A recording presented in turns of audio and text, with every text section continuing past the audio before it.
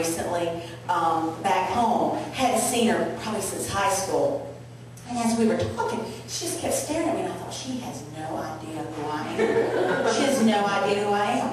And finally, we connected on a couple points. I walked away, and I thought, oh my God, I've eaten myself into a witness protection. How Ovary Action started. It began as an idea. 3 of us got together, and we were looking for more opportunities to perform. And as a female comedian, you're really limited in your opportunities to perform. So we decided if it wasn't out there, we would create it. And so we got together, found ourselves a venue, and started Ovary Action, an all-female comedy show. I think Ovary supplies the community, our area, with a venue for moms, for the middle-aged woman to go out, because you don't want to, we have a big college crowd here too, so we don't want to, that's not a venue for some of our ladies to go to the college crowds where there's 18, 19, 20-year-old girls. So this is an event where any age woman can go, but middle age is perfect for them. It's not so late at night where they're getting home too late because they have children, they have work the next day, the children have school the next day. So it's a perfect venue for the ladies in our area to go to and network with other women and just get out of the house and take a break for a while. All these moms don't want to wait around to get to know you. They just want you to jump right in, Just go straight into it. I should have just been more adventurous. I should have said, sure, I like scrapbooking. But I'm ADD. I have a thing about not being able to understand the difference between like little bubbles and what to put in them. I get stressed out. I can't figure out which perforated scissors to use. I should have faked it.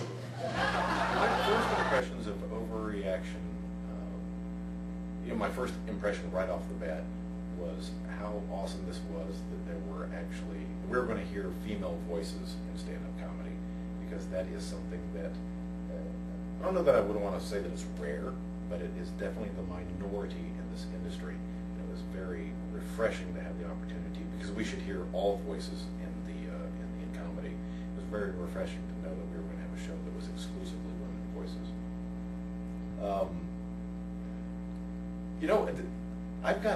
It's really interesting. Ovary Action shows, the audiences for Ovary Action shows tend to be more vocal and appreciative than your typical run-of-the-mill comedy. When we first started, we were wanting a local place to be able to do comedy. But as our reputation grew and we were more well known, it was great because then we were able to branch out and hit the road and bring our show to other communities and expand this idea of community within a comedy show. Ovary really gives us a good support group for myself and other women to network. And we're all business women in the community, and so for us to be able to get together and have this common bond that we have, and be able to entertain the community and be involved in the community is wonderful.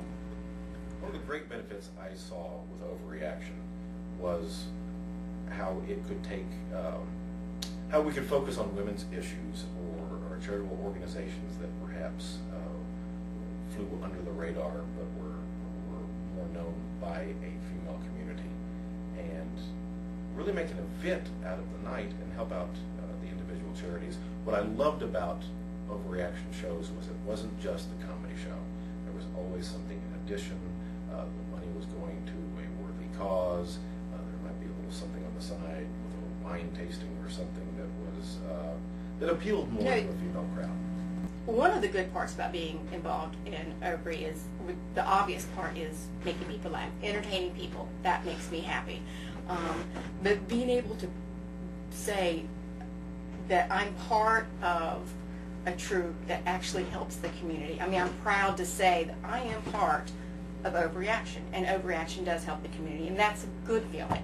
Not only making them laugh, but laughter is the best medicine, is what they say, and if you can get a crowd of people together and help them to laugh and enjoy themselves, then you're going to have a happier, healthier community. One of the great things about Ovary Action was, though it started as an all-female comedy show, and we advertised it out as a ladies' night out to encourage women to come out and see comedy. As it evolved and grew, and we got more and more people come to see the show, and our reputation grew, the crowd and the audience changed. And it wasn't just women, it was male, female, it was young, old, it was every spectrum of people were in our audience. And then Ovary Action was no longer about a funny group of women, it was just a funny show.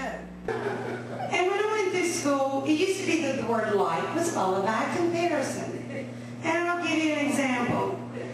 Listening to two 20-year-old girls have a conversation is like listening to a politician give a speech.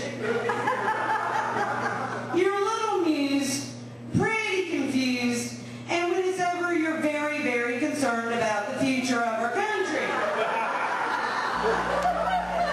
To tell you the truth, especially locally here in town, I live in Wilmington, I've been here for a number of years. Whenever I run into people locally at the grocery store or at the park when I'm on my run, whatever it is, if I tell somebody that my profession is a stand-up comedian, they will almost always ask, "Oh, have you been to an Ovary Action show?"